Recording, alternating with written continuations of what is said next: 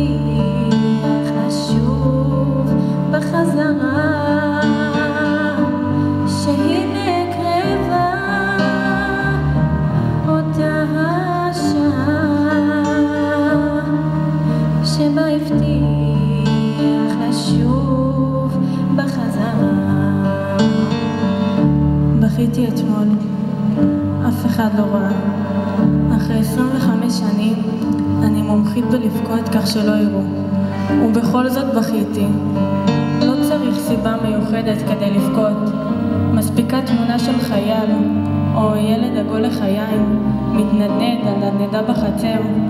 בכיתי כשידעתי שלא יהיו לי יותר נכדים, בחגיגת יום הולדת 20 שהוא לעולם לא יחגוג. בכיתי כשהבנתי שהוא צעיר לנצח ואנחנו ממשיכים לגדול, להתבגר ולהזדקן. לא צריך הרבה כדי לבכות, גם לא צריך לראות את הדמעות, הן חלק ממני, כי הוא היה ולא יחזור. את פרי גני